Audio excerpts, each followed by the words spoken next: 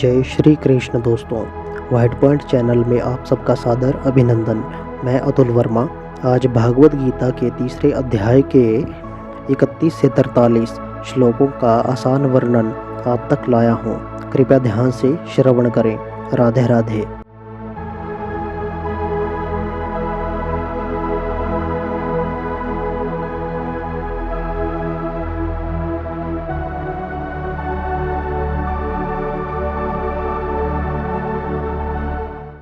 ये मे मतमिदं नित्यमनुतिष्ठन्ति मानवः श्रद्धावन्तो अयन सोयन्तो मुच्यन्ते ते अपि कर्मभिः।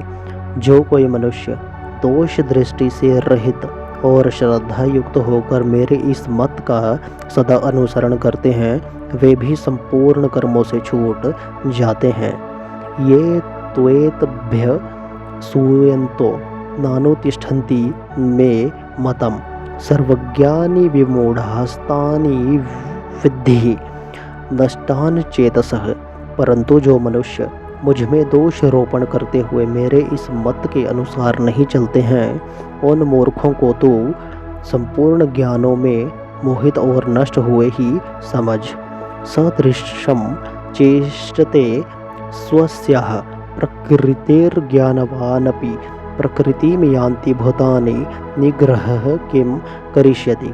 सभी प्राणी प्रकृति को प्राप्त होते हैं, अर्थात अपने स्वभाव के परवश हुए कर्म करते हैं।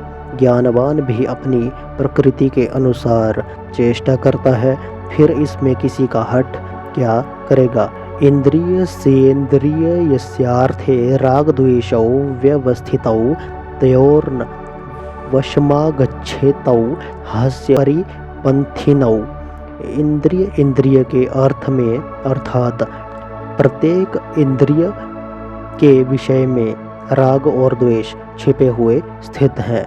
मनुष्य को उन दोनों के वश में नहीं होना चाहिए, क्योंकि वे दोनों ही इसके कल्याण मार्ग में विघ्न करने वाले महान शत्रु हैं।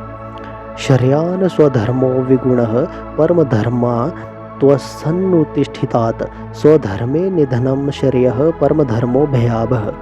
अच्छी प्रकार आचरण में लाए हुए दूसरे के धर्म से गुण रहित भी अपना धर्म अति उत्तम है। अपने धर्म में तो मरना भी कल्याणकारक है और दूसरे का धर्म भय को देने वाला है।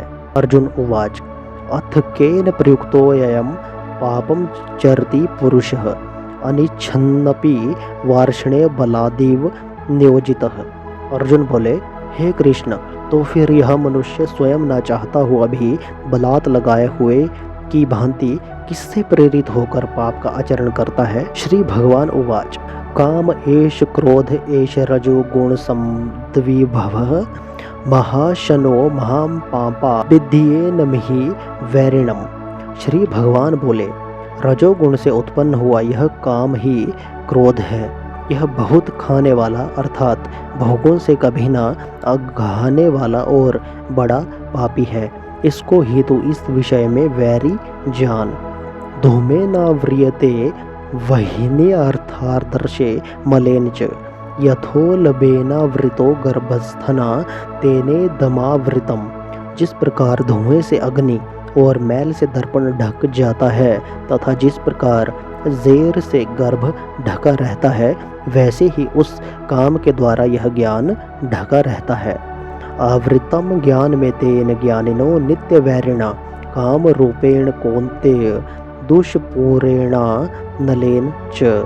और हे अर्जुन, इस अग्नि के समान कभी न पूर्ण होने वाले कामरूप ज्ञानियों के नित्य वैरी के द्वारा मनुष्य का ज्ञान ढका हुआ है। इंद्रियाणि मनो बुद्धिर्यस्याधिष्ठा न मुच्यते एतैर्विमोह्येत ज्ञानामवृत्य देहिनम।